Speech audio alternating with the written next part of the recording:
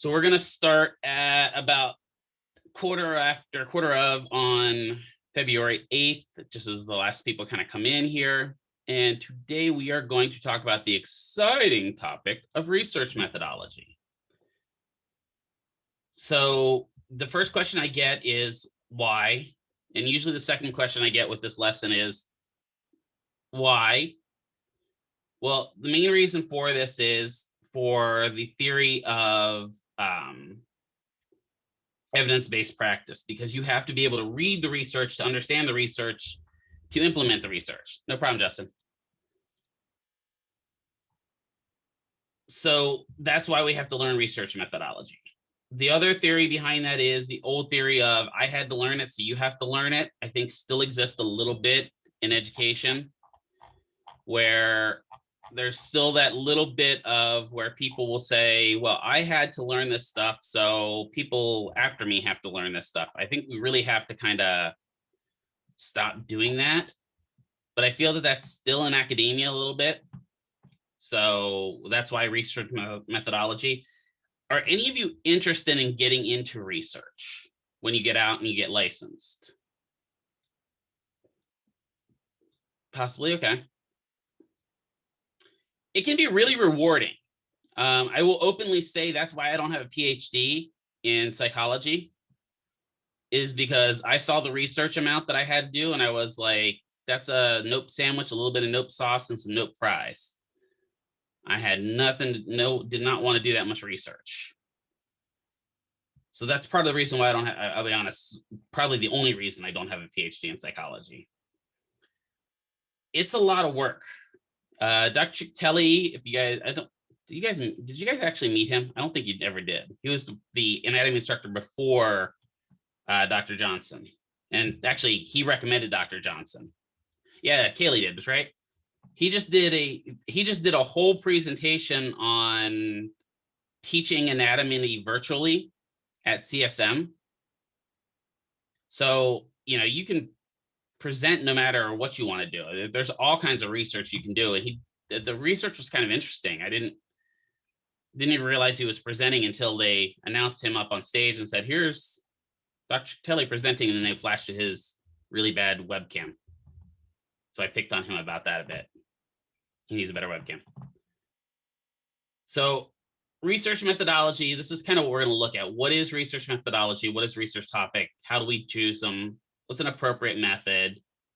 What is the literature review? Has data analyzed and collected? How do you draw conclusions? How do you present your research finding? What is evidence-based practice and all this? Kind of go through all of this. And the main question here is, at the end, is there any room for clinical expertise and experience? Because if we're purely evidence-based practice, it's hard to say there is, but we've got to also include that clinical expertise. So research methodology itself is defined as a highly intellectual human activity used in the investigation of nature, matter, and deals specifically in the manner in which data is collected, analyzed, and interpreted.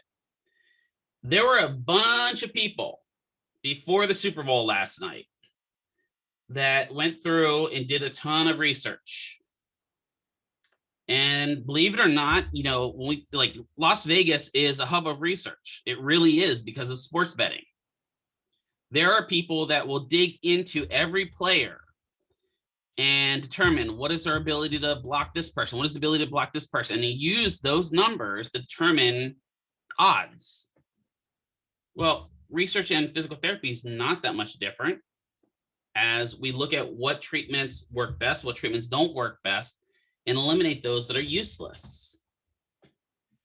So what could be a research topic? I'm going to answer question and unsolved question, concerns, queries, statement of inquiry.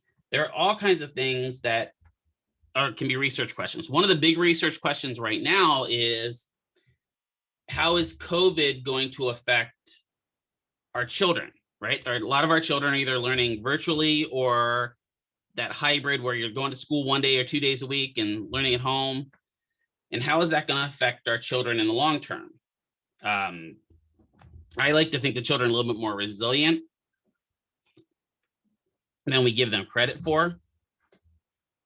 But that's an unknown question, right? Even COVID, right? How is right now there has to be research for a lot of things. right? How is COVID going to affect patients that have had it long-term down the road? For those of us that have gotten the vaccine, how is that vaccine going to affect us long-term down the road? At what point do we develop our superpowers? That's what I'm waiting on. I really am waiting on developing my superpowers. What about those that didn't get the vaccine and never got sick? What happens to them? Is it because they had an awesome immune system? Is it because they just got the lucky strike and never came in contact with somebody that had COVID? It's a lot of unanswered questions with COVID even now. And you would think that, with physical therapy being around as long as it has, so we'd have all the questions answered in physical therapy, but we really don't.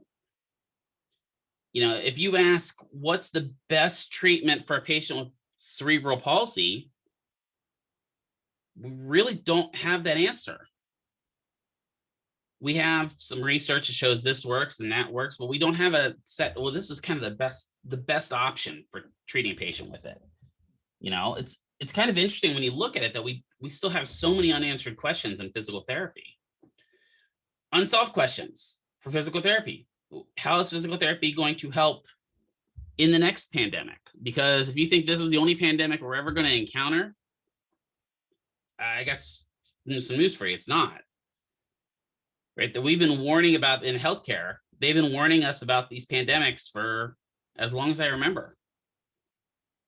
The pandemic's coming, right? 1917 and 1918, we didn't think it could happen either. And then we had the flu outbreak of that time period, and we're like, okay, we got that. Now we don't have to worry about it ever again. And then COVID. And then COVID's going to go through. Now, does it mean that it'll be another 100 years till we have another one? I'm going to guess probably not. Yeah, it's pretty crazy, right? An outbreak, yeah. It just makes you think that we don't know as much about these viruses as we think we do. Right? We really don't. Concerns. There was just a research I was watching on CSM, and the concern was, the prosthetic fit. Yeah, that's a really good question. Like Eric says, I wonder how it's going to change shopping habits in the future. Well, you also got to think, we were kind of in the midst of changing our shopping habits anyway, weren't we? When you think about it, because nowadays, if I want a battery and I don't need it right now, I can order it on Amazon and have it in a few days versus having to go deal with people at Walmart. I mean, I'm going to be openly admit, I don't like shopping at all. And so online shopping makes my life a heck of a lot easier because I'm not one that I need stuff today. I can wait a day or two to get it.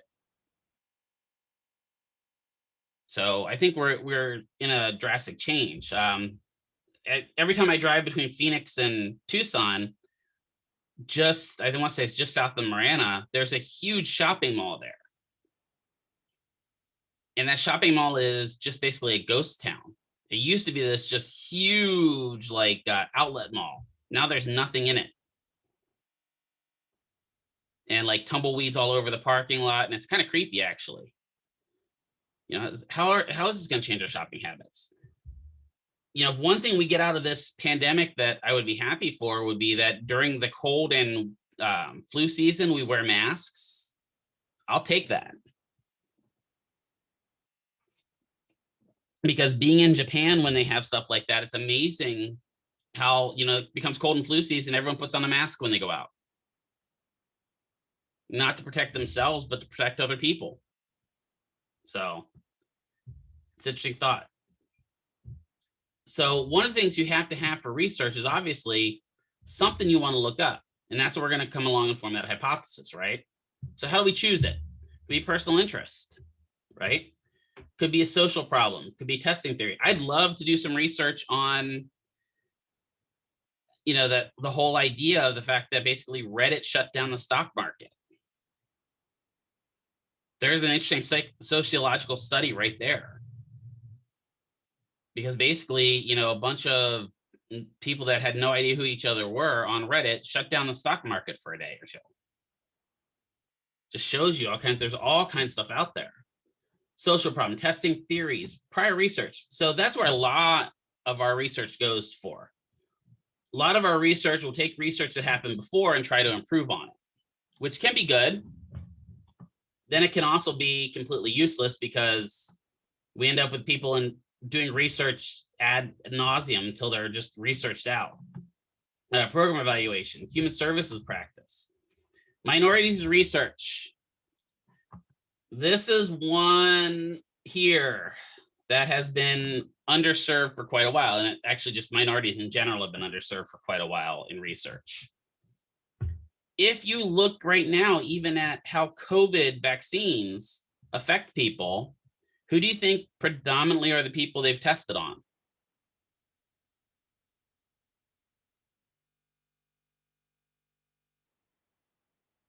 Caucasian males.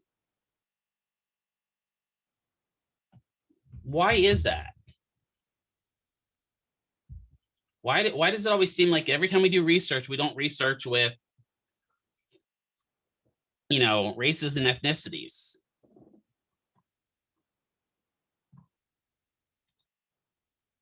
Do you think there's some inherent bias there, maybe?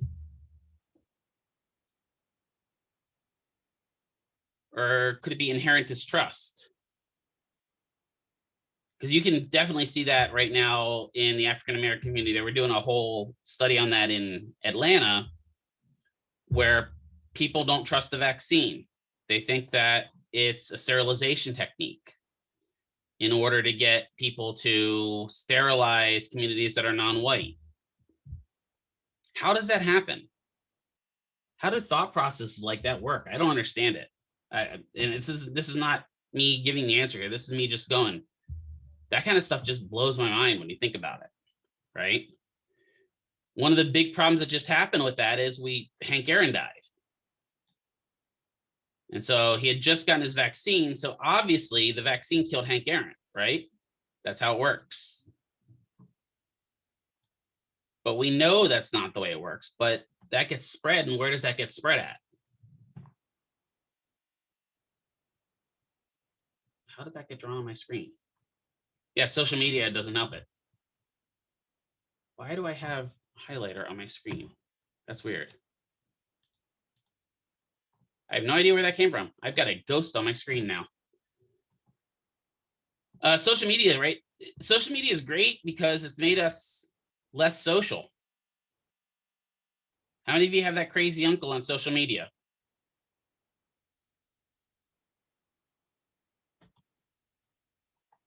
Right? Well, I am that crazy uncle for a lot of people. I'm that crazy uncle for you guys.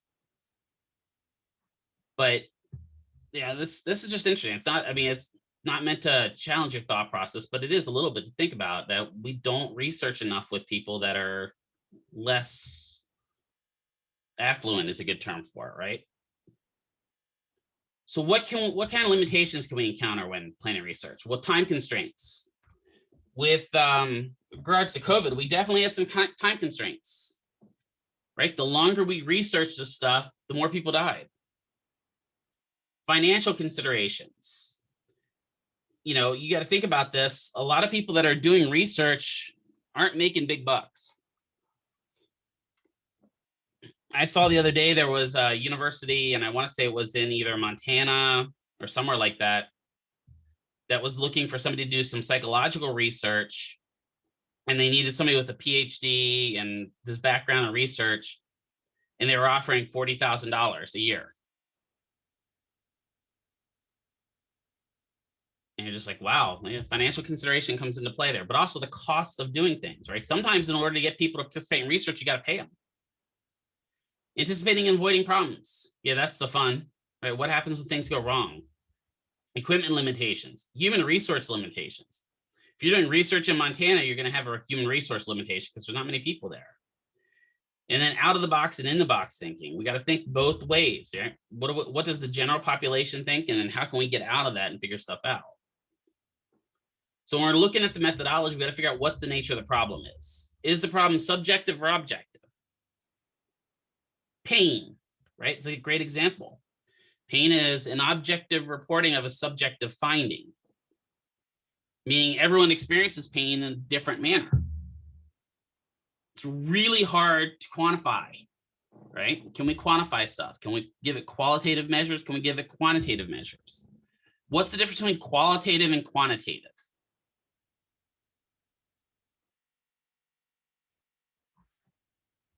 When I see these, I think numbers here, right? And I think feelings here. Right? Qualitative is, what do you feel like? What do you think like? How's your life? How does it change your life, right? Quantitative, is your pain going up and down? Has the pain gotten better or worse? And then is there a mix of the two? Could you say that some quantitative, some number related stuff can affect your overall life cycle, right? If I came to you right now and gave you $500,000, would that change your life? Not that I'm going to do that because I don't even have $500,000. But that would change your life, right? I mean, some people in a week, that would be gone. That may, but some people could live on that $500,000 for most of their life. And then we got to draw conclusions from that data, right? We got to use graphs. Why do we use graphs in presentations? Why do you think we use graphs? Yeah, interesting to look at. People, yeah. When you look at research, one of the first things I do is I'm going through the research and I kind of scan through it and go, oh my God, it's 60 pages of writing. Whereas if I look and there's some graphs in there, at least it's something to break up the pages of writing. And there are some research studies that have been 60 pages. What type of statistical analysis do they do? Is there sharing? Is there data going back and forth, right? Is there constructive feedback going back and forth?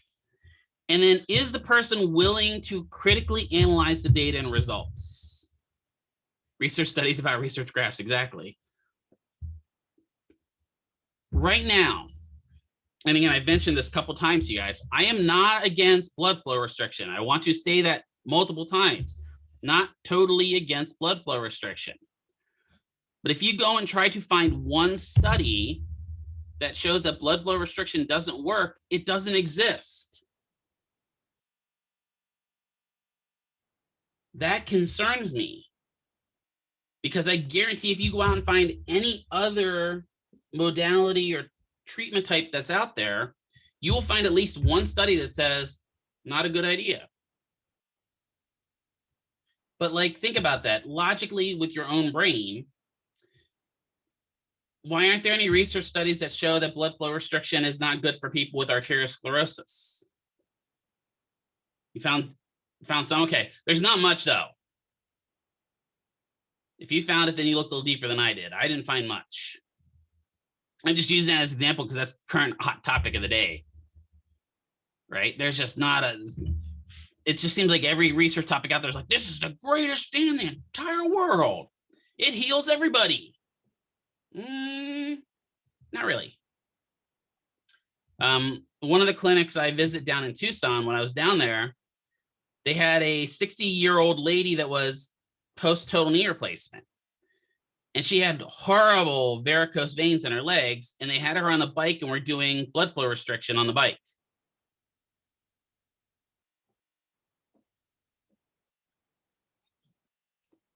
Now, I'm not going to say I'm an expert in blood flow restriction, but I'm going to say from just a distance standpoint in physical therapy, I'm going, that doesn't sound like a good idea.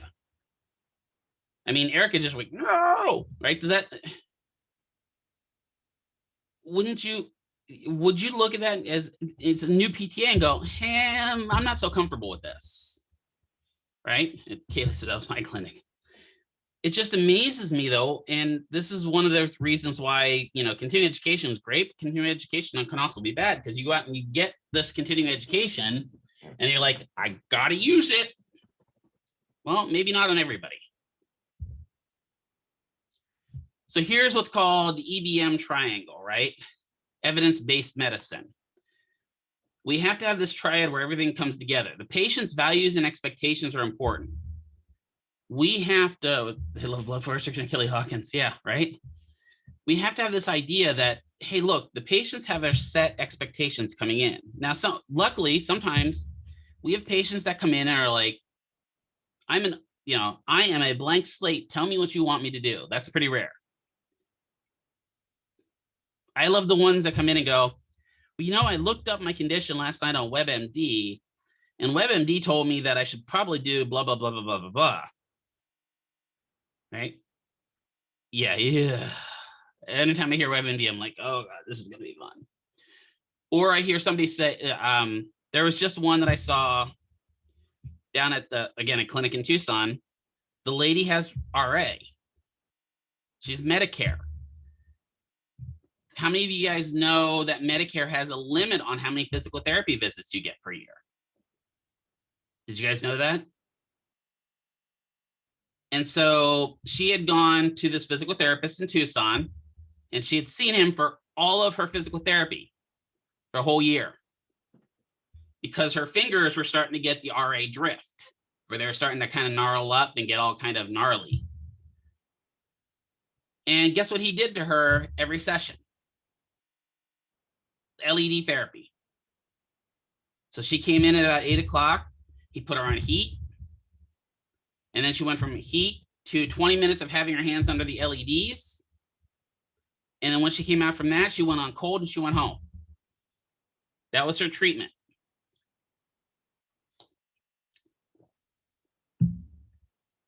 Not even passive. She could have done all that at home, right? She could have just found an LED and stuck her hand up against it. Now, I'm not a big proponent of LED therapy yet. I don't think the research is out there yet on it. But at least if you learn nothing else from our program, modality should not be used as the primary treatment methodology. They're an adjunct, right? If we use a hot pack, we should be doing something manual along with it.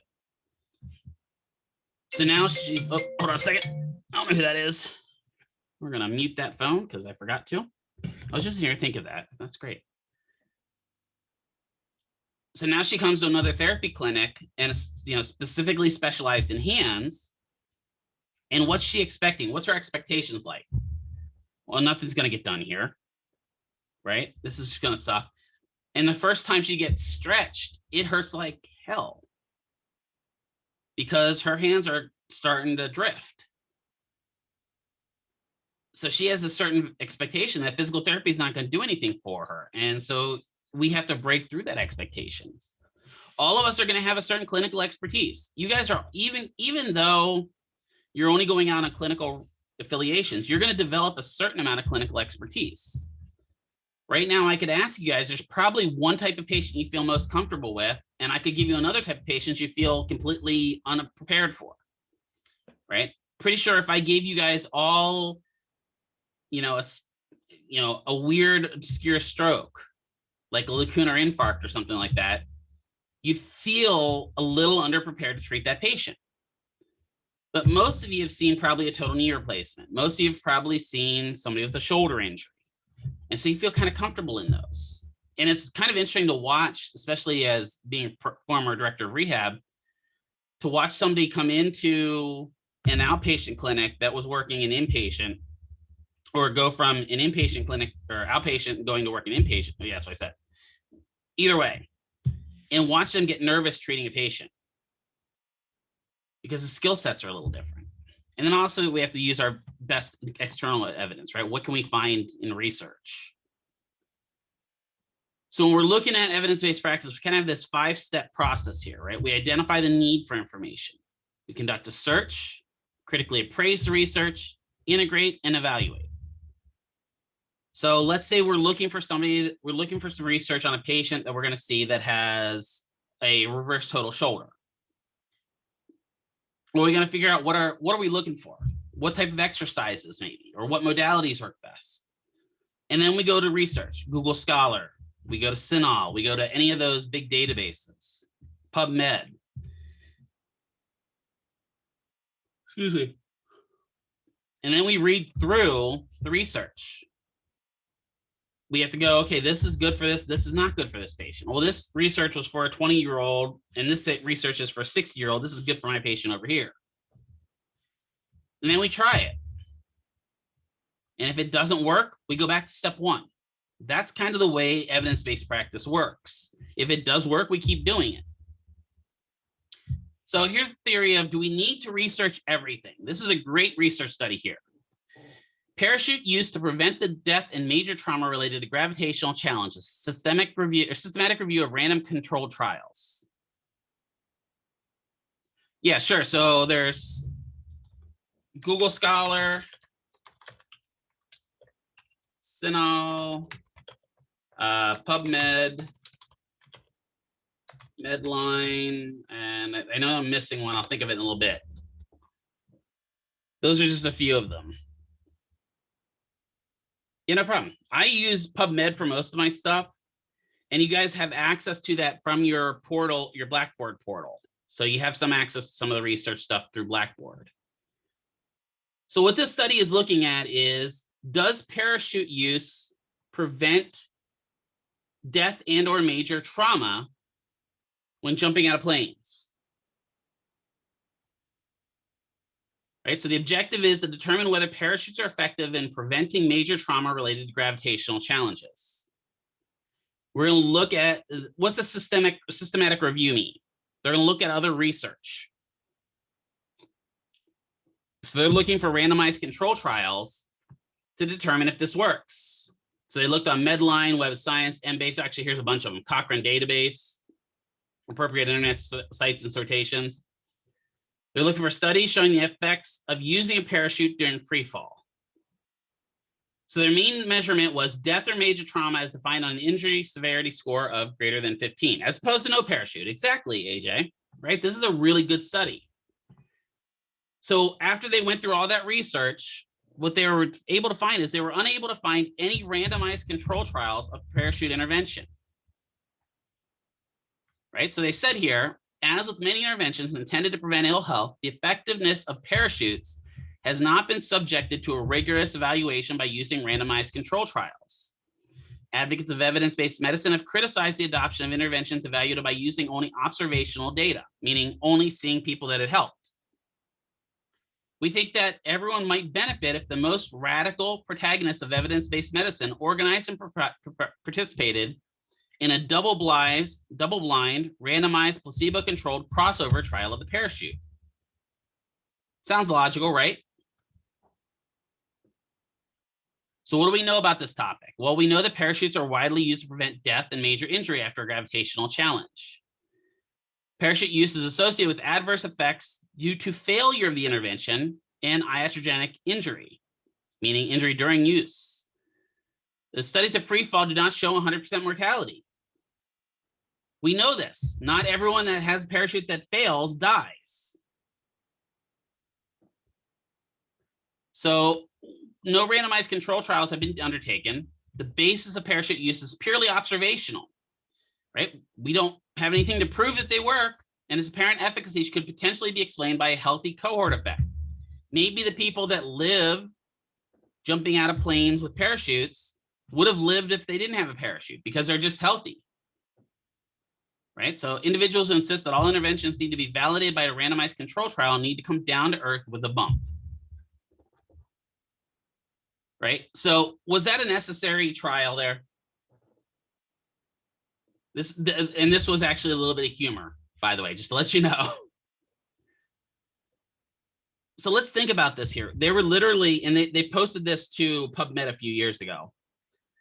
And the thought process of this was, yeah, research is great, but we know that jumping out of a plane, if you have to jump out of a plane and you have a parachute, you have a greater chance of living, right? We know that.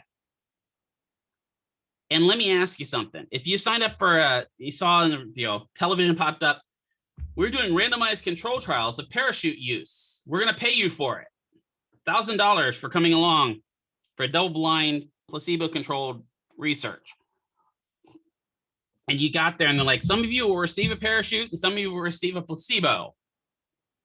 And instead of a parachute, a drink umbrella will pop out of your backpack. It doesn't sound like a research I'd want to join, just saying, right? But do we know that parachutes help? Of course. How do we know that parachutes have helped people from dying falling out of planes? Well, the military does it on a regular basis, right? I always wondered why we ever want to jump out of a perfectly good airplane, but we do it. Look down and go, and you go anyway, right? But let's say that you're on some plane that's getting ready to crash. Would you rather have a parachute? I think I would. I think about that sometimes when I'm on like Southwest flights. Are there actual parachutes on those planes? I always wondered that. Or is it just the flotation device under our seats? Are we just in trouble and that's it? We're going down. Spirit will charge you.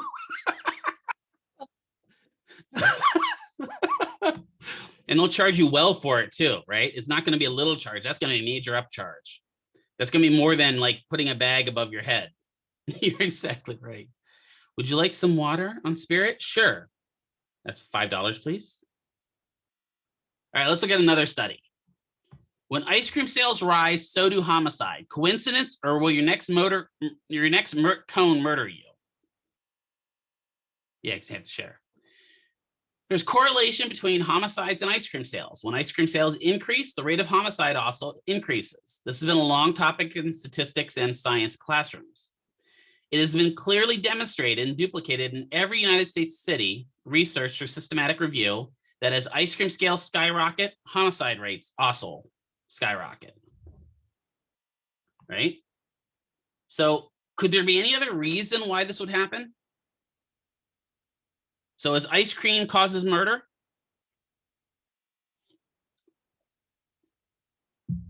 What do you think? Ice cream. Why do you think when ice cream rates go up, murder rates go up? Is it because they got the wrong flavor?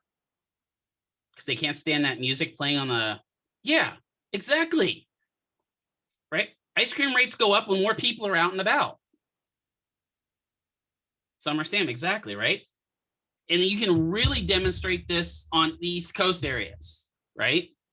When you see that people start getting snowed in, murder rates go down drastically. It's amazing how that happens. It's almost like you can't commit murder when there's 6 feet of snow outside. I mean, you can, just more challenging, right? So this demonstrates research fallacy. Does anyone know what research fallacy this demonstrates? There's a very specific phrase here that goes along with this research.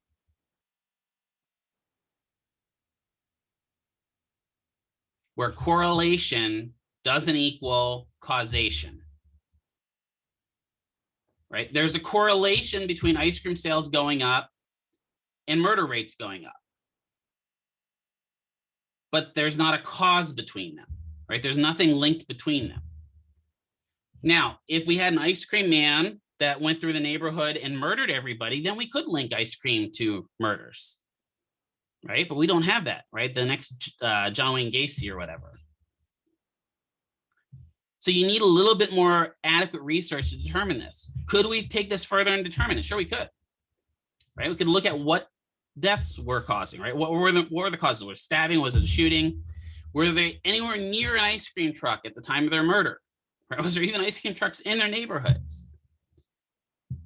There was also something that came along similar to this that showed that during summer, there are more ice cream trucks in low socioeconomic neighborhoods. And therefore, and there are also more murders in those low socioeconomic neighborhoods. So therefore, the ice cream trucks cause murder. Well, no. Why aren't there more ice cream trucks in high socioeconomic status neighborhoods or affluent neighborhoods?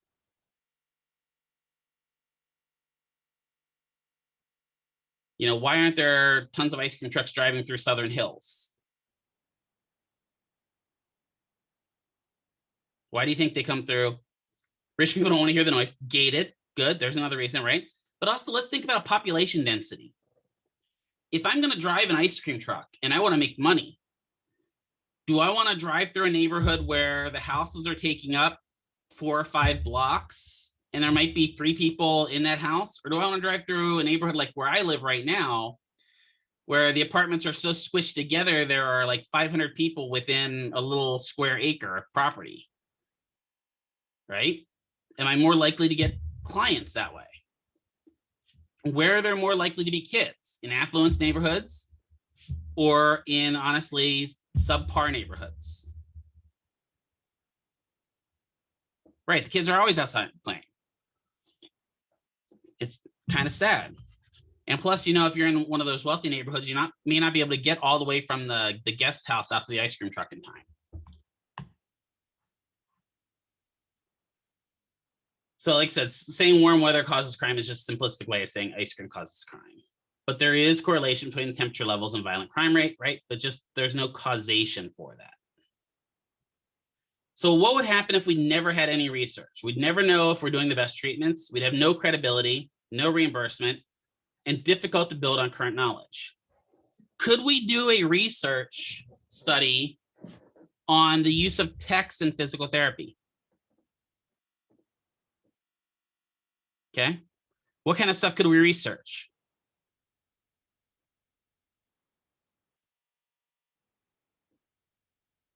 There's some things I've thought of as well. Does their treatment match the effective treatment of a PTA or a PT, right? We could compare their treatment skills. I'm pretty confident I can say that they don't, but I'd have to have some research for that, wouldn't I? And that was funny, was when we went to the boards, how many times they've hurt people. We definitely know that. When we went to the boards and said that, you know, hey, look, we need to crack down on tech use. The clinic managers that came in and argued, it was like, hey, you have no research showing that techs don't treat patients as well as a PT.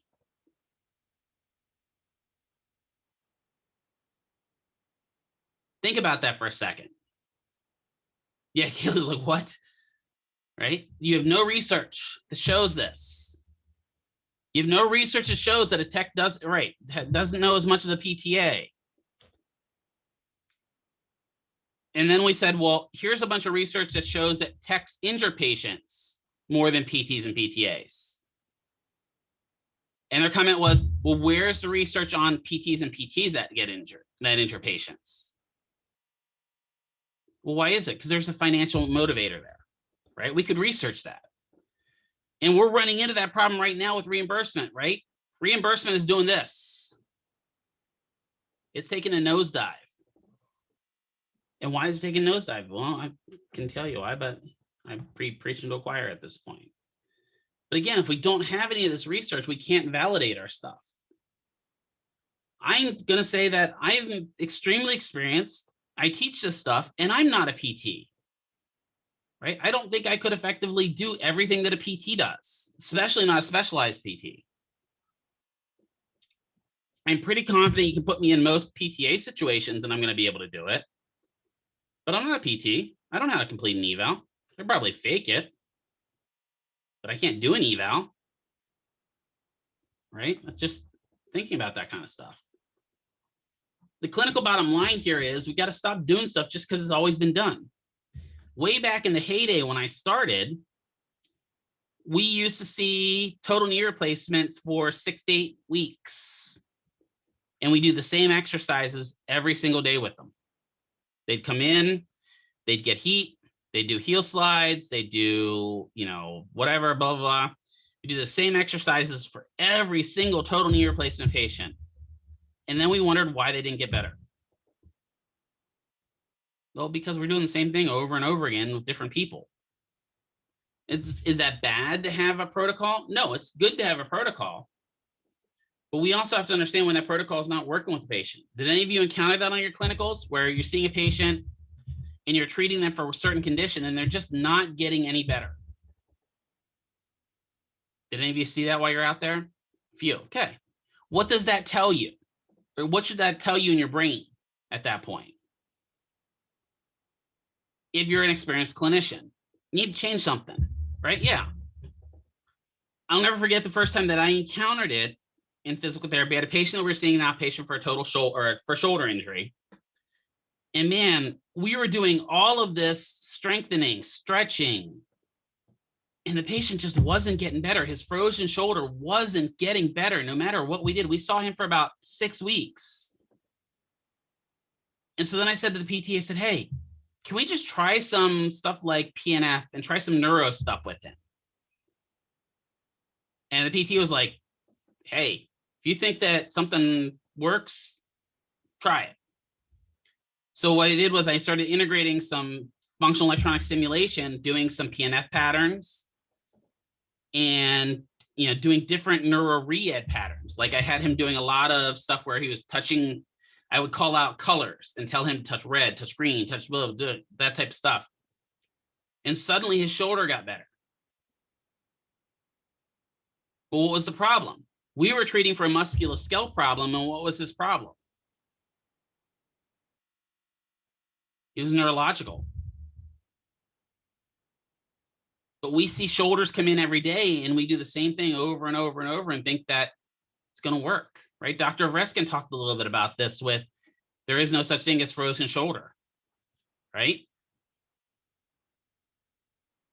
We have to be aware of when things work. And there have been times where I've been doing neuro stuff and my neuro stuff doesn't work. And I may have to go back to the basics and go, okay, well, let's try some general stretching, some strengthening, see if we get any results out of that. And sometimes that works. So this is looking at that ICF. Remember all that fun stuff where we looked at a health condition, the body structures and functions that are affected, what their activities were. This is important. I'm going to tell you, this is something that will come up on your boards, right? So let's say that I have frozen shoulder. So I had adhesive capsulitis. What body structures are affected if I have frozen shoulder? Okay, the sits, good.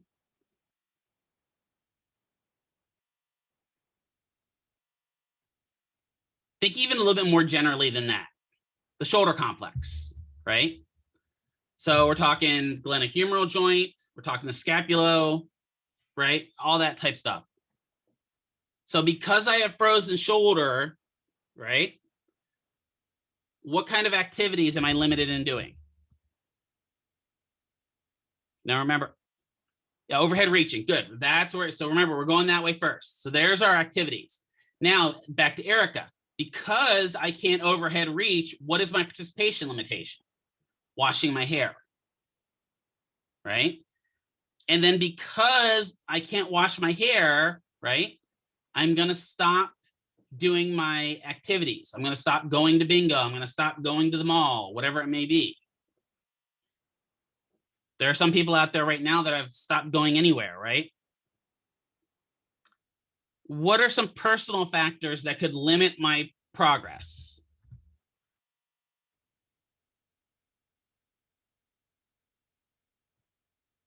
So I'm coming to physical therapy for this. Excuse me. What are some personal factors? Okay, income, maybe. Good. Yeah, no shows. I just decide I'm one of those people that just doesn't show up. I'm not a very punctual person. Or non-improvement. I see non-improvement. Yeah, whatever, right? What about some environmental factors that could prevent me from coming in? Snow. Yeah, right. Suddenly it's snow outside in Vegas. That would suck. Rain. Rain in Vegas. I don't have a car. My car breaks down. Distance. Anything like that can. So that's those are things you need to understand for your board. So if they give you and says that the patient has this condition, you have to kind of be able to break down, tease those items out and figure out what's a body structure, what's an activity, what's participation restrictions, and then what's going to the real life. So what are some sources of knowledge for this? Well, personal experience is big. It used to be the only thing, but it's also tradition. Sole reliance on the precedent as a reason for making clinical choices generally stifles search for new information and may perpetuate an idea when contrary evidence is possible. Why do you think more clinicians do not spend time looking at the research? What do you think the number, because we actually polled this, okay? Everyone's different. There's a reason why we sent out there was a little survey sent out about this. What do you think the number one reason why the clinician said they don't look at research is? No time. You're exactly correct, Kelly. No time. If you're seeing 40 patients in a day, do you have time to go read the research about patient number 10? No. What will your clinic tell you to do as far as looking at the research? When will they tell you to look at the research? So you're like, I need to look at the research on this patient. What's your, yeah, on your own time. Well, if you want to improve your skills, do it on your own time. That's silly. Like, to me, that's silly.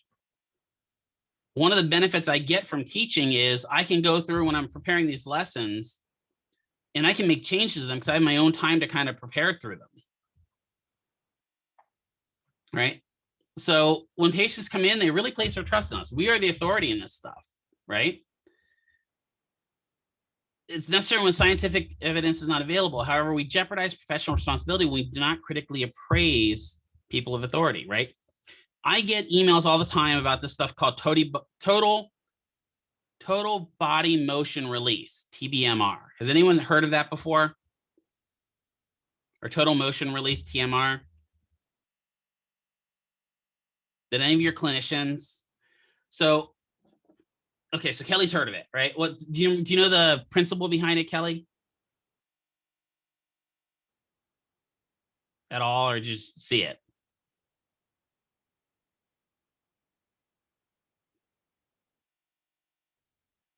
Yeah, so TMR, TBMR says that if I have a problem in my shoulder could really be my right ankle. So I should work on my right ankle and my left shoulder will get better.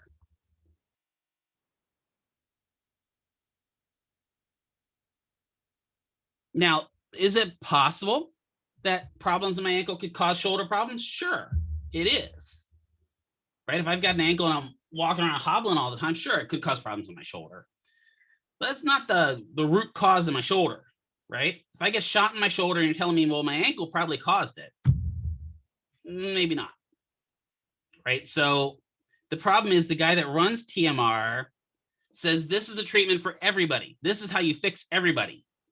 So if I've got a right shoulder problem, it's probably my right wrist and I should mobilize my right wrist and that shoulder will get better. That's the treatment for everybody.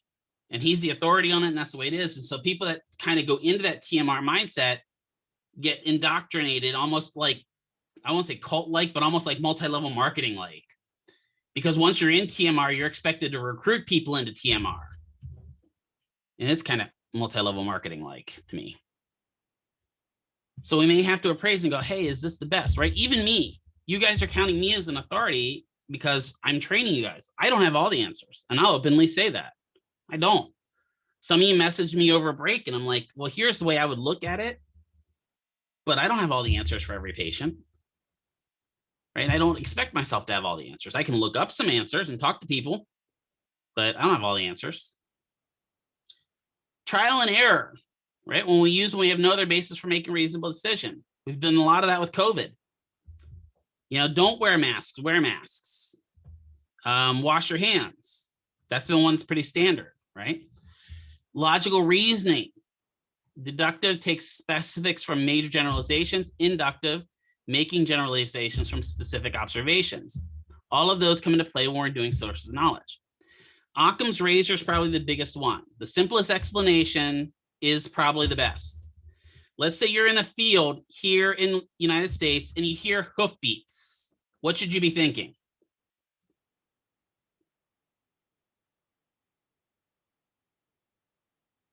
So you're out in the middle of the field, horses, right? Does that mean it can't be a zebra? No, of course it could be a zebra. But in the United States, it's not likely to be a zebra, right? So Occam's Razor says the simplest explanation is always best. If somebody gets in an accident because they were drinking and driving, could they have had a stroke? Sure, they could have had a stroke. But drinking and driving is probably more likely to cause their accident. Simplest explanation is usually the best. So Occam's Razor is a really important thing.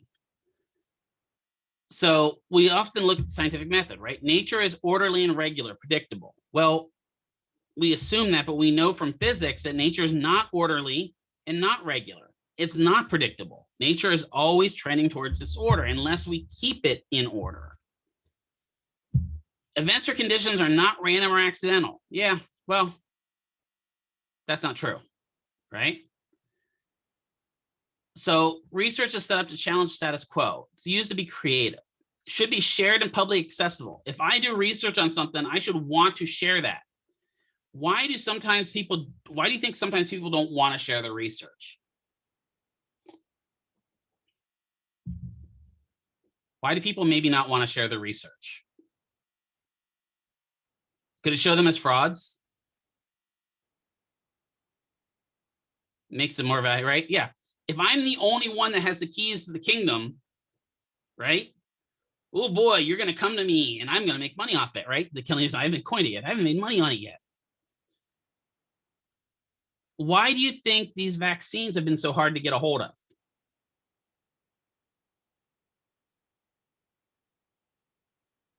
Think about that for a second. We have the largest pharmaceutical manufacturing capability in all of the world in the United States. We do. Largest manufacturing capability in the world. Hands down, no one can compete with us. I mean, Philippines can compete with us a little bit because they've got a lot of factories there for making medicine. But in the United States here, we have a ton of vaccine manufacturing facilities. If tomorrow Pfizer and Moderna released their chemical analysis and their design for their vaccine, yeah, Philippines makes a lot of medicines. They do a lot.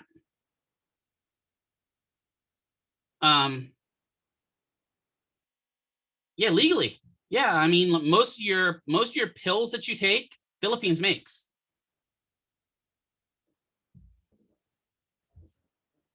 It's actually kind of an interesting thing about it's one of the #1 exports. But let's say that tomorrow, Pfizer and Moderna say, you know what? In the interest of human survival, here is our chemical formula on our vaccines. Could we vaccinate almost the entire United States pretty quickly? Yeah, absolutely. So why don't they do that?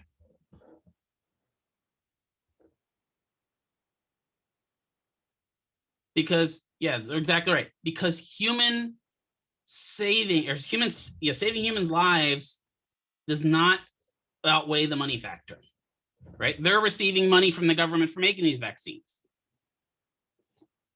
There are plenty of mom and pop pharmacies that could probably make this vaccine. Well, not mom and pop, but you're not like your corner compounding pharmacy, but there's a couple small pharmaceutical companies that could ramp up and make this vaccine like crazy. They don't do it. N95 masks. Who was the primary maker of N95 masks? Does anyone know which company? Okay, China, yeah. But what company? It's a US-based company. 3M. Yeah, 3M. Right? They have the patent on N95 masks. What happens if they just decided to release that patent and say, you know what? Here's how N95 masks are made. Now, there are a lot of knockoffs of N95s. We could make N95 masks like that, couldn't we? Just overnight. There'd be hundreds of thousands of them in the environment. We'd probably have so many they'd be sitting on stock shelves. We don't do it because of profit margin. Who paid for all the research on the vaccines?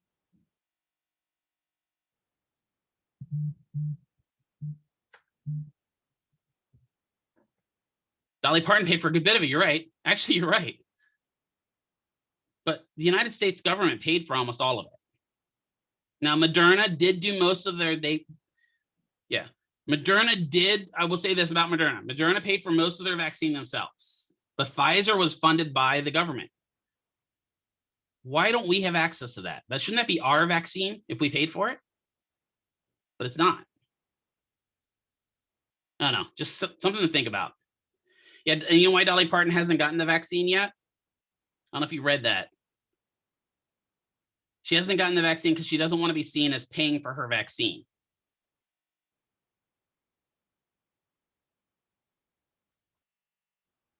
So when scientific research out there should be fine, it should be replicable. We should be able to replicate, right? Objective, control for error and bias, and we should limit the generalization of those claims. Let's take a 10-minute break because I think you guys are frying. Let me pause recording. All right, so we're back from break. So let's kind of look at the types of research now and what we're doing. So a lot of times we looked at this on a kind of a scale of describing populations, finding relationships and cause and effects. But the main idea we have to go through when we're looking at this is the sources of our knowledge for our research, right? We talked about quantitative versus qualitative. Quantitative usually has a single reality, emphasizes numbers, measurements, deductive and inductive reasoning, controls and experiments. Qualitative says that we have multiple realities, emphasizes the human nature of things and natural settings, understands subjective information, open-ended questions, very verbal narrative, and flexible design. So we can design qualitative and quantitative research. But when we really want to get down to the nuts and bones of things, quantitative is the easiest type of stuff to understand because we can't always understand why people are in pain. We want to, but we can't always understand it. We're going to talk about that in the pain lecture. So here we have a study as the first year of stroke from two perspectives, looking at it from, this is actually from the University of Health Sciences in Sweden, right? So again, this is an FYI, you don't have to know about this research. This is not something that's going to be on your test, right? So this is where you're looking at things from the healthcare perspective, right? Looking at the means to recover, regaining lost function. That's what we want to know. The patients want to regain their formal social position or adapt to another social position. Patients, although want to get their function back, they want to know if they're going to get back to their former life. Function is secondary to them, right? If you get injured and something happens, what you really want to be able to do is return to your own life. Yes, function is important. If I don't have full 180 degrees of flexion in my shoulder, yeah, that's going to suck, but can I do what I was doing before is more important to me, right? Can I take care of my family? Can I provide for my family? So this is looking at the pyramid of evidence, okay? So the highest level of evidence you can get when we're looking at the evidence pyramid is systematic reviews. That is the best research. So if you're reading research and it says, we're performing a systematic review, blah, blah, blah, what that means is they went back and looked at other research and compiled them together. There's a great example I have of this because of the pediatric world. There is a systematic review out there that empirically shows vaccines do not cause autism. They went through, and I want to say it was something like 1,000 or 2,000 different research studies that are out there and found no link between vaccines and autism. So then why do people keep pushing this narrative? Why do people keep saying, well, vaccines cause autism? Vaccines cause autism. Do you know vaccines cause autism? Could be a bad doctor. Yeah, there is a couple of those out there, right? You know what vaccines cause? Long-living children. Vaccines cause adults. Because they really do, right? I mean, let's face it. You guys may not have grown up in the era when, you know, stuff was around that could kill you as much, but I grew up in an era where we still hadn't eradicated polio completely, and measles and mumps was still a thing. And I made it through that as becoming an adult because I got vaccinated. I've seen patients with polio. I don't ever want that. Right? Why? The best example I have is, well, if we need vaccines so much, how comes polio is not around? Well, polio is not around because we have vaccines. My head hurts. Right? But there's systematic reviews on that. And then we look at these critically appraised topics where they do an evidence synthesis, where they look at a bunch of different positive and negative research studies and synthesize that evidence into one finding. Article synopsis is kind of our next level down. When we get down to the actual research level, so these are going to look at previous research that existed. When we get down to actually doing research, the best type of research that's out there is the randomized control trial, especially the double-blind randomized control trial. What does it mean if I say the study is double blind?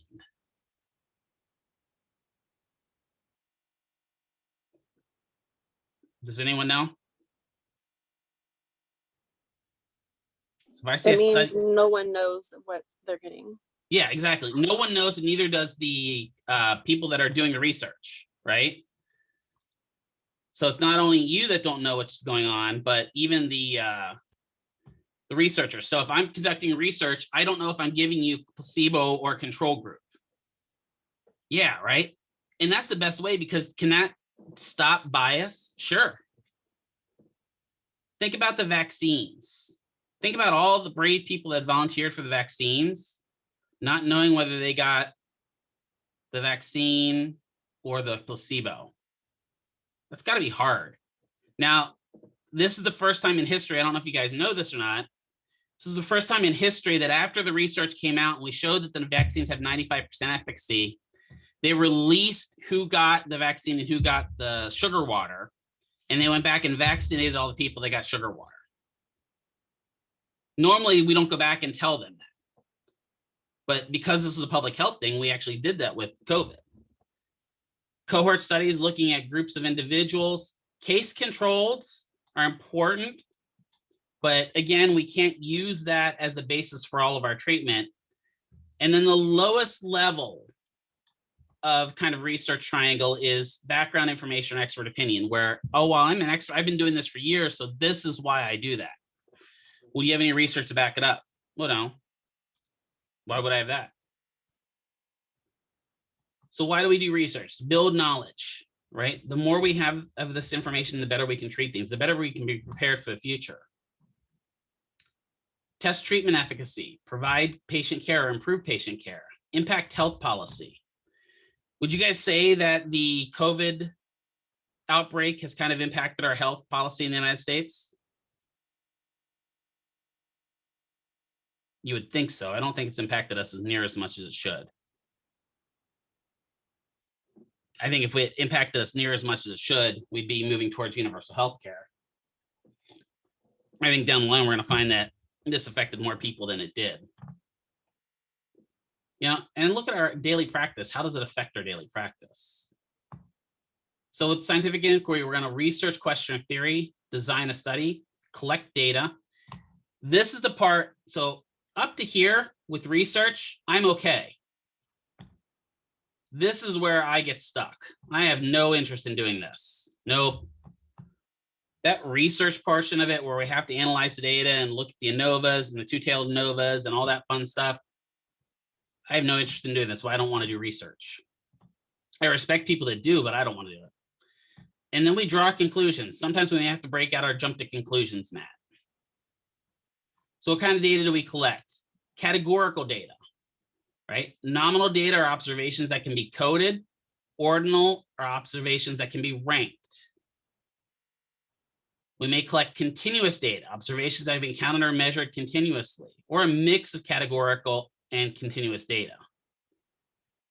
So how do we collect the data? Observations are important. Watching the patient. Interviews, right? Giving them reports to complete. How's your sleep been affected? How has this been affected? How is going up and down the stairs been affected today? And then looking at their medical records, right? We can look at their medical records and see if something's improved, right? If we're looking at improving somebody's cardiac health, can we look at certain vitals to see if their cardiac health has improved? Yeah, right? We can look at their heart rates, their blood pressures. So we can definitely look at medical records to see it. So when we're looking at these data, when we break this stuff up, we have to understand which is our categorical, which is our continuous, and which are mixed. And oftentimes, if we have mixed data, we're going to have to separate it out because they don't group very well. So we're going to have to separate them out and make sure that we analyze them separately. The important thing to understand here is the difference between independent and dependent variables.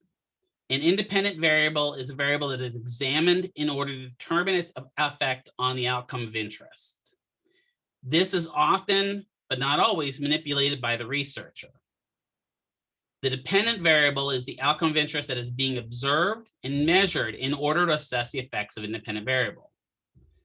So let's say we're looking at heart rate. Heart rate would be our dependent variable. We're trying to measure changes in heart rate. And so our independent variable could be whether CrossFit or traditional cardio affects heart rate more. So we're going to give certain people CrossFit, we're going to give certain people traditional cardio, and then we're going to measure the dependent variable and look to see if that dependent variable changes between the two. That's a really, really basic study. And we'd have to take into account a lot of things for that, right? And when we're doing that, we try to keep people in the same age group, in the same gender, maybe even in the same ethnicity or race group to see how it affects, unless we want to broaden our scope. Excuse me. So when we talk about variables, we always say the effect of what on what? The effect of the independent variable on the dependent variable, right? So the IV on the DV. So let's say I'm looking at vaccines. The thing I'm measuring, the dependent variable, is going to be how that vaccine prevents a disease. My independent variable may be whether you get the vaccine or you don't get the vaccine, or whether you get the Johnson & Johnson, the Moderna, or the Pfizer vaccine, right? I can do a study on all three of those vaccines and determine which one of those vaccines has the greatest effect on the dependent variable. Now, my dependent variable is going to have to be honed in a bit. I can't just say how it helps you. How does it prevent you from getting a new case of COVID? How does it lessen your symptoms if you get COVID? There's all kinds of things I can put in that dependent variable spot. So means, again, we've talked about before. The means are the average. I know, math. The median is the midpoint of the data. And then the mode is the most occurring frequently data. And that could be important when we're looking at stuff. Percentiles. Parents often are concerned about these percentiles. They want to know where their kid falls.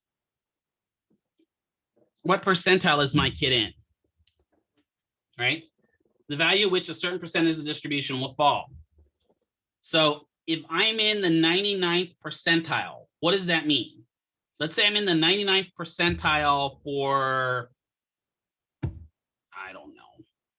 I'm in the 99th percentile for KD and Call of Duty. There we go. That means that 99% of the people are worse than I am. That's not true. I don't fall in that percentile, just to let you know. Not even close. Right? But that means that if I fall in the 50 percentile, that means about half the people are better than me, half the people are worse than me. With your kids, if they say your child is testing in the 99th percentile, that means your kid is pretty good, right? If they say that your kid's in the 10th percentile, start getting a little worried, right? I think your kid's eating clay. Just kidding. I am just kidding. Any of the parents in here, I am just kidding. Quartiles, divide data into 4 equal parts. I do that a lot when I'm looking at your test scores. I want to see, how many people tested between, 25 and 0%, 26 and 50, 50 and 70. I don't want anybody in those bottom quartiles, but I want at least most of the people up in that upper quartiles. Yeah, you're above average. Exactly. That's what we need, right? Range. Subtract the lowest value from the highest value. So on a test, on average, I want about a 20-point range. That's what I want on every test I get. Is it important? There's no scientific study for that, but I just find that if I have a 20-point range, that means that my test was pretty good. What that means is I'll have somebody that's gotten 100 and somebody that's gotten an 80. It's a 20-point range. Now, if I go and I get a 1-point range, what does that tell me about my test? Well, it could tell me a couple of different things. It could tell me my test wasn't hard enough because everyone got 99%. Could Could also tell me the test was too hard because everyone failed. And the standard deviation is the description of data spread. If I look at something like the median average of a grade, and I have a standard deviation of 4 points, what that means is every step I step out either to the positive or to the negative of my average, I'm getting groupings of people about every 4 points. So this is kind of looking at IQ here, right? So this is looking at that the average people fall at about 100 IQ. Now, IQ is widely disparaged because once you're an adult, IQ is very low. I love hearing adults say, I have 155 IQ. We can't measure IQ in adults. We can measure IQ in kids. Can't measure IQ in adults, just to let you know. So anyone that says that, they're lying. But most people fall in that 100-point IQ range. And what you don't realize is that's not a bad thing. That means you are where you should be. That's what 100-point IQ means, right? If your kid is 8 years old and has 100 IQ, that means your kid is acting like an 8-year-old. Congratulations, right? If they have 140 IQ, they may be more learning towards a 12 or a 13-year-old, depending upon the standard deviation. So in this case here, right, we have these deviations spreading out where we have 14% of the population falling here, 14% of the population 2-2. What kind of curve is this? What do we call this curve that we have here? Yeah, it's a bell curve, right? Most teachers really want a nice even bell curve, right? It seems like lately my bell curve has looked like this. Way over here on the high side because you guys are just doing really well, or I don't know. I can't answer that one. But everyone wants a bell curve because bell curve is a nice even distribution. So this is kind of looking at the spread of data. This is where statistics gets hard. And you're going to ask me, what do I need to know about these, Mr. McKeever? Because this is stupid. I agree with you. You're not going to have to analyze data on your boards. You do have to know these definitions. Now, before you totally and utterly freak out, your research methodology on your boards is a 1 to a 2 question %. Meaning that you could get no questions on research, you could get 1 or you could get 2. But if you don't know these and you get one of those 2 questions, that could hurt you. So if we're looking at 2 groups and we're comparing 2 groups, so maybe a test group and a control group, that is called a t-test. Whenever you have 3 or more groups, it's an ANOVA. When you look at 2 or more groups across 2 or more time points, it's called a factorial ANOVA. And I wish I had some fancy way of remembering these. I don't. I remember t-test really easy because t is 2 test, but I don't have any way of remembering the rest of them. An association between 2 things is a correlation. That makes sense. Right now, there is a correlation between this PowerPoint and boredom. Prediction of an event is a regression. I am predicting that once this class is over, most of you will forget most of it. That is a regression. And if we're going to compare proportions, it's called a chi-square, a chi-square, depending upon what type of person you listen to. I always call it a chi-square, but I've heard it as a chi-square. Data or data, exactly. So hypothesis testing is important. Again, the only thing I can say is look at this stuff for your boards, but do not study this like it's the next, coming of the ice cream man. It's not. You have 2 questions. Think of it that way. The null hypothesis. This is a hypothesis that states there is no significant difference between the specified population, any observed difference being due to sampling or experimental error. So a null hypothesis would state that if I'm testing patients for people that get exercise versus that don't get exercise, null hypothesis would state that if I get a difference, it's not because there's an actual difference there, it's because I screwed up, right? The alpha value tells us how extreme observed results must be in order to reject the null hypothesis. The important thing for alpha value to understand is alpha value should be 5% or less. If you get a question on your boards about alpha value, that's probably going to be the question. What percentage should alpha value be under? Alpha value should be under than 5%. The p-value is the probability value. And this is the probability of obtaining a test result at least as extreme as the result actually observed during the test. This is basically saying, what is the probability that a patient that exercises more frequently is healthier? That's a pretty common one, right? We should know that. What is the probability that if I get the vaccine, I will not get COVID? There's probability factor. The null hypothesis would say that, well, it doesn't matter because if you get the vaccine or if you don't get the vaccine, you're just not going to get COVID anyway. So we should have less than 5% of the people that would occur in. That would be the alpha value. The p-value would be the probability. How confident are we that if we're testing a vaccine, that it's going to be efficacious, that it actually works? We can make errors, especially in the alpha value. There's a type 1 and a type 2 error, and we have to note these if we're doing research. If we make a type 1 error, it's where we observe a difference where there really is not one. Sometimes this happens. You'll think there's a change, and there's not actually a change. Versus a type 2 error is failing to observe a difference when there is one. Both of those can be really important because those will drive your alpha values up. And once your alpha value gets over 10%, most times, almost every research board will ignore your research because they're saying you screwed up this research somehow, because it's less than that. Out of all the stuff for statistics, this is the most important slide because this is the question that 99.5% of those two questions are going to be on: specificity and sensitivity. The measures of predictability for ruling in or ruling out a diagnosis with a certain test. I've covered this before. I'm going to cover it again. I'm going to beat this into you by the time your boards are ready. SPIN.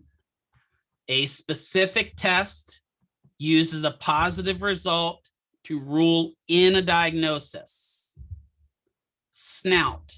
A sensitive test uses a negative result to rule out a diagnosis.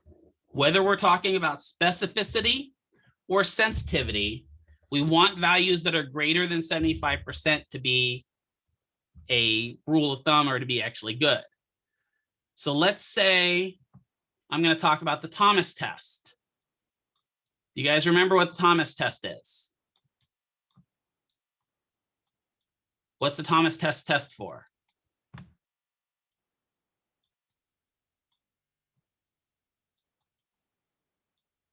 Anyone remember the Thomas test? No one at all? Yeah, hip flexor tightness, right? So the Thomas test, hip flexor tightness, right? Yeah. So the Thomas test has a specificity of 0.95 or 95% and a sensitivity of 0.55 or 55%. What this tells me, why is my mouse freaking out? There we go. If I do the Thomas test on Gyra and I get a positive result, what would that tell me?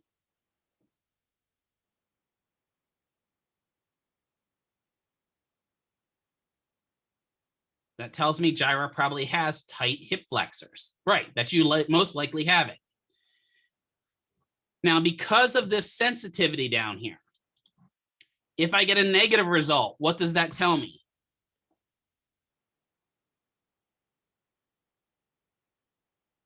Not much. right? Because 0.55 is that's a 50-50 shot if he's negative or not. So we don't know.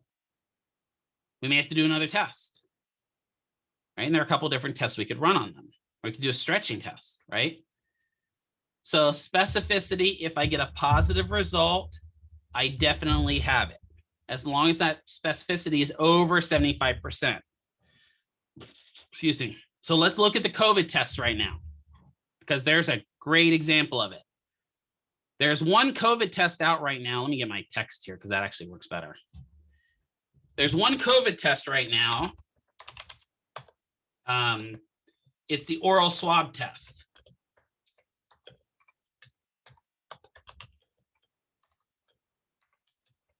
It has a specificity of 55% and a sensitivity of 45%. What does this test tell you? What happens if you get a positive test? Does that tell you have COVID?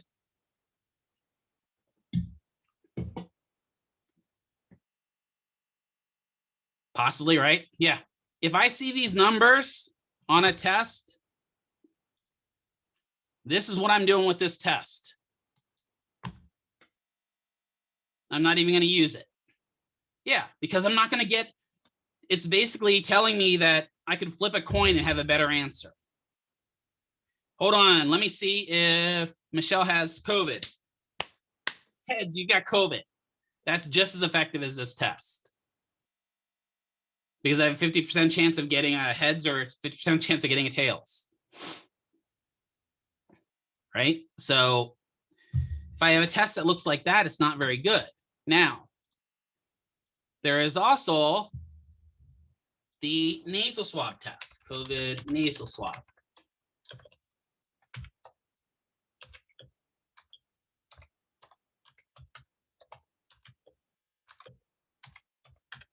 That has specificity of 0.87 and a sensitivity of 0.79.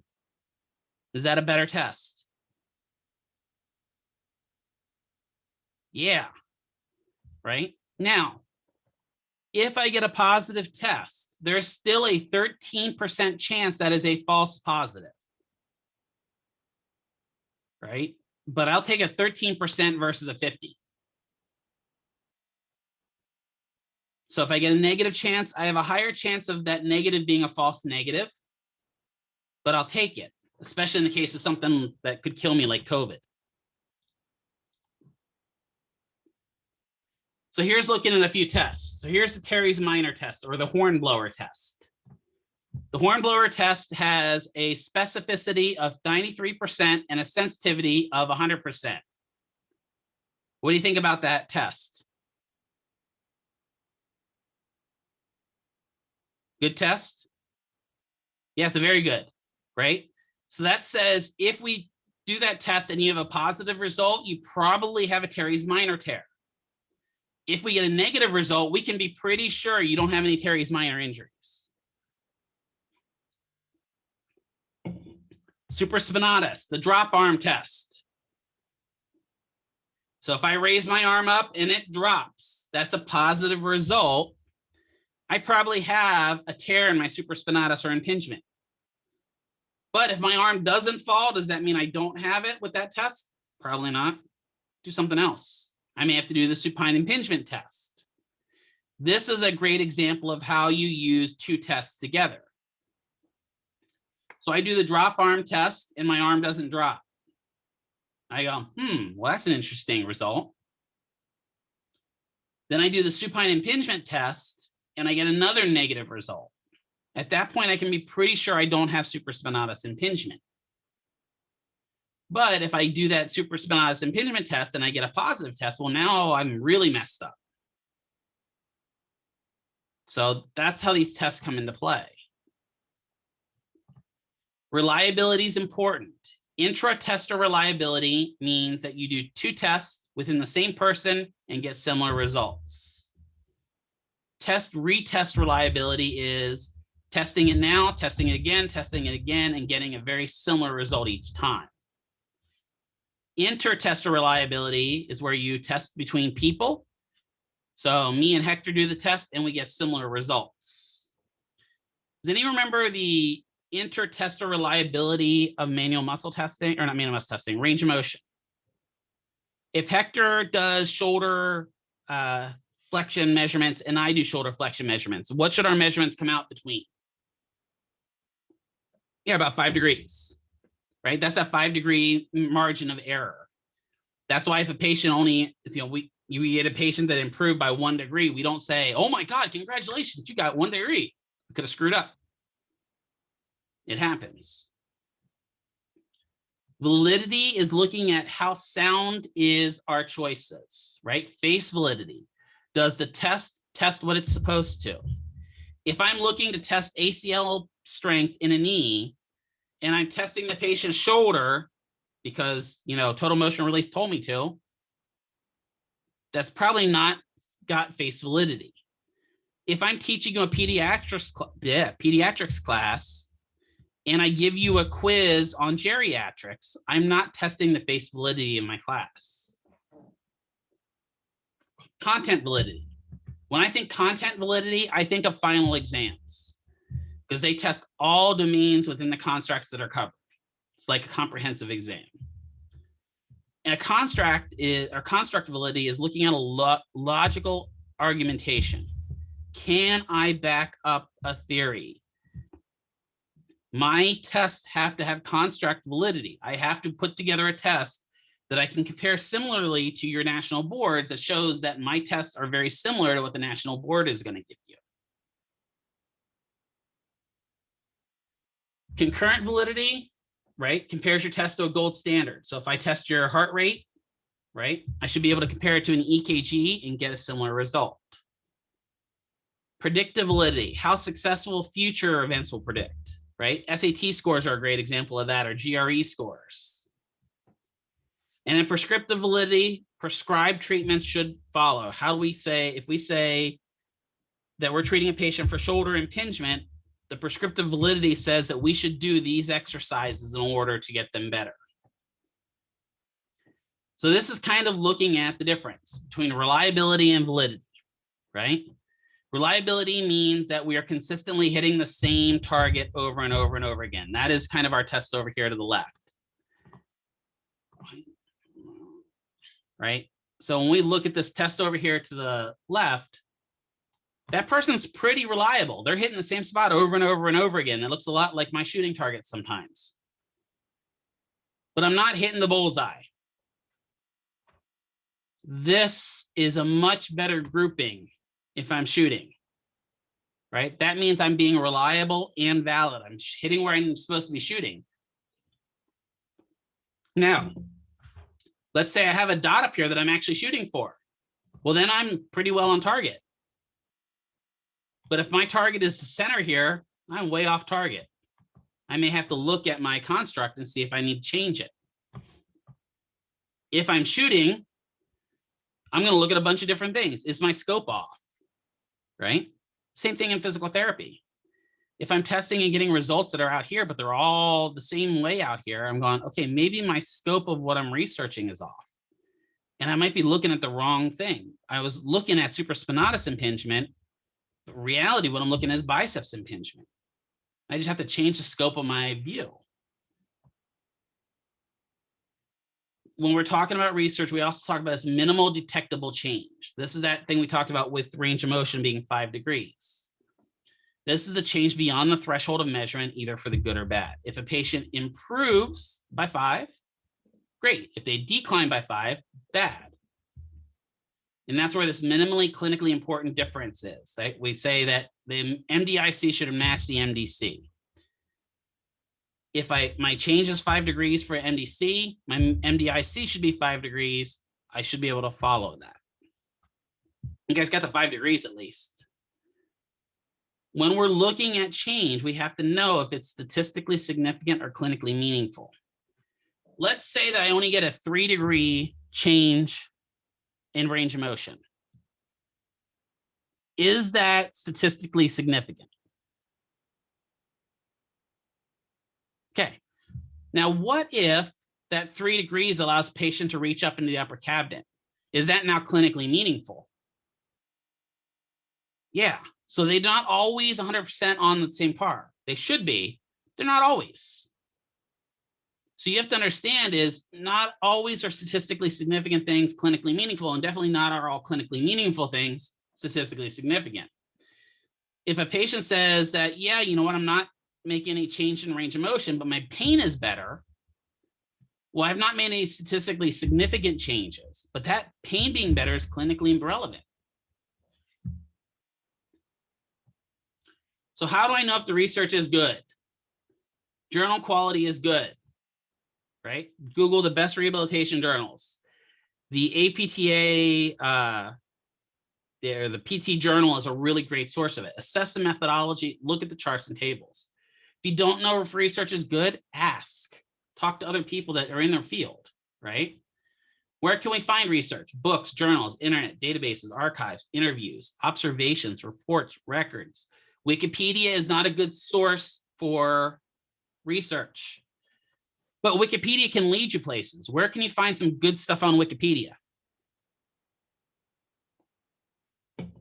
Just scroll all the way down to the bottom of Wikipedia, there's usually sources. Yeah, all the reference tabs. If I'm writing any research or I'm writing any papers, I don't ever use Wikipedia as a source, but I can go to Wikipedia and use that to bounce off for another source. I'm doing research right now on a guy from, I'm taking a history course right now, on a person that was incarcerated at Auschwitz. There's a great Wikipedia page on him. There's like all this stuff. I can't use that as sources in my paper. But there's a lot of great links at the bottom that I was able to shoot off and find different research on him. And that has really helped my research. So yeah, Wikipedia can be useful, but understand it's not what you don't ever want to put in your research that I search Wikipedia for this. When you present research findings, tables, right? Rows and columns representing things. Pictures are good. Pictures help keep people looking at your research. You can do pie charts, line charts, bar charts, organizational charts, flow charts, cartogram charts, scatter point charts. I think these scatter point charts are the dumbest thing in the entire world, right? But some people like them. They're the charts that like you have dots all over the place and then they draw like arrows from them all. I don't understand scatter point charts. I've never understood them. They don't make any sense to me. For some reason, they seem to be in almost every research nowadays, I think, because they just want to obscure the research a little bit. When you present research, almost all research now gets presented in APA style, American Psychological Association. The APTA is making a decision to move to MLA style. I don't know when that's going to happen, but it is slowly moving towards AMA style, American Medical Association. I don't know when that's happening, but I'm sure eventually it will completely happen where we're going AMA style versus APA style. And then I'm going to have to go back and help Dr. Sokel change the whole communications class so we do AMA instead of APA. So some of the constraints used to get the best APP. Obviously, we've talked about time, right? Time is the big constraint that kills us all, really does. We don't have enough time in the world. If we could get 26 hours out of our 24-hour day, we'd love it. Some of you would be like, yes, that'd be 2 hours more of sleep. Some of us would be like 2 more hours of work would be great, where we can get stuff done. What do you think clinicians think of evidence-based practice? Do you think some clinicians think it's all just hoo-ha? Yeah, right. Especially when it's funny is I find some of the PTs and PTAs that are coming out are very, very evidence-based. And then sometimes you get the what I call the people that have been in the field forever, and they don't want to talk about research because they think their way is the best. I know best for my patients. Well, maybe not. Old school, yeah. Especially when you get those BSPTs out there, and they're kind of stuck in their ways sometimes. There's pushback on using EBT or EBP just because people don't like research. They don't like reading research. Eric's like, so true. Yeah, the BSPTs are fun. I've learned so much from people with BSPTs. I've also learned so much not what to do. I had one guy that I worked with back in Pennsylvania that did spray and stretch for everybody. Everybody. Didn't matter what their diagnosis was. They got spray and stretch. And spray and stretch is where you use vapocoolant spray while you're stretching the patient. And vapocoolant spray is nothing more than, I think it's ethyl alcohol. And his little office that he treated his patients, when you walked by, you would get a headache because the place just reeked of ethyl alcohol. I sometimes wondered if he actually liked doing spray and stretch or if he just liked the smell of ethyl alcohol. I wasn't sure. But man, this really reflects where we're at in COVID-19 right now. Think about when the pandemic hit our shores. Right, when the pandemic hit our shores, what were we hearing about the virus?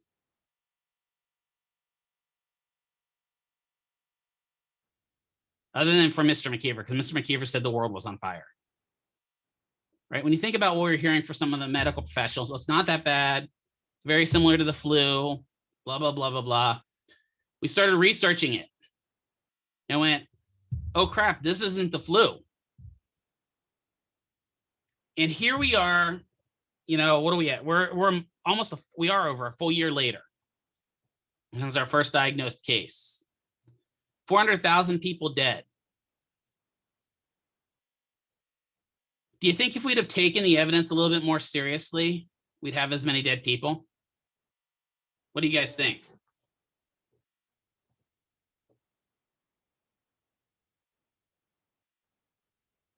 Amy? Do you think our inherent freedom caused some of our people to die? That American attitude? Don't you tell me what to do. I know what's best for me. I don't need no fancy pants. This is America. I don't need no fancy pants doctor telling me that I need to wear a mask. You'll be amazed at how many people that I saw that were in the ICU that I heard utter, but they told me I don't need to wear a mask, that this is nothing more than the flu. Why am I dying?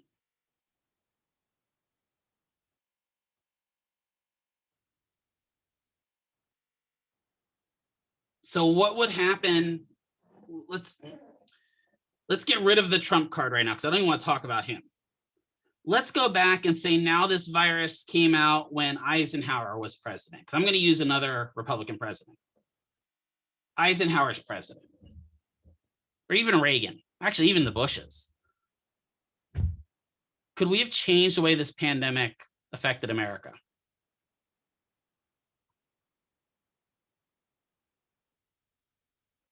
If we had leadership from the top down?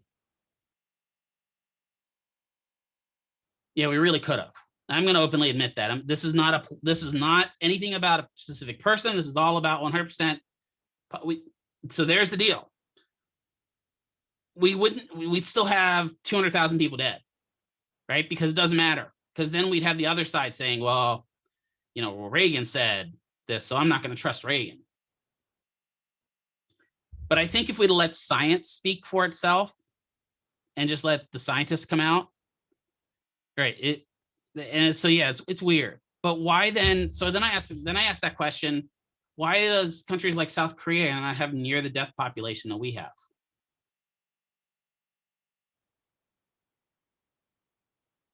Right? Why does Canada not have the death per population that we have? I don't know. It's an interesting thought. I'm not posing any political feedback here. Just saying it's interesting when you look at it that we are our own unique world, and we seem to not be able to. We don't always show the best of society. I don't know why. Kind of disappointing though, isn't it? I don't know, like if this had happened during the Greatest Generation, yeah. Right, if this happened during the Greatest Generation or even my parents' generation, I don't know. And this is taking out the whole time period at that point too, because that would have been a different story. I don't know that we'd have had the same results that we have now. I don't know. It's an interesting thought.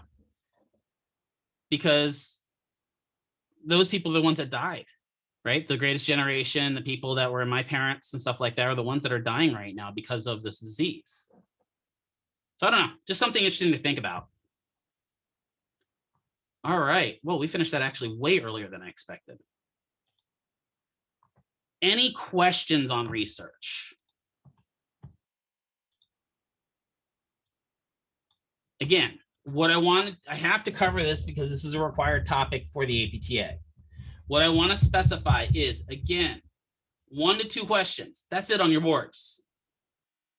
Most likely, those 1 to 2 questions are going to be specifically on specificity and sensitivity. You may get a question on t-test. I can't promise that you won't, because there are people that feel that research is important, and those people write questions too. But the majority of your questions are going to be on specificity and sensitivity. So what are those questions going to look like?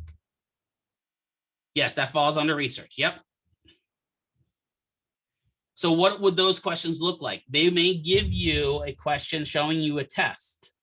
They may say, here is the, I don't know, the GIRA test for computer building prowess. And it gives you a specificity and sensitivity, and you have to determine, is this test good for ruling in a condition, or is this test for good for ruling out a condition? And that's looking at that percentage of SP and SN, right? So the higher the specificity, it's good for ruling in a condition. The higher the sensitivity, it's better for ruling out a condition. And if it's got both, it's good for both. There are a few of those tests out there.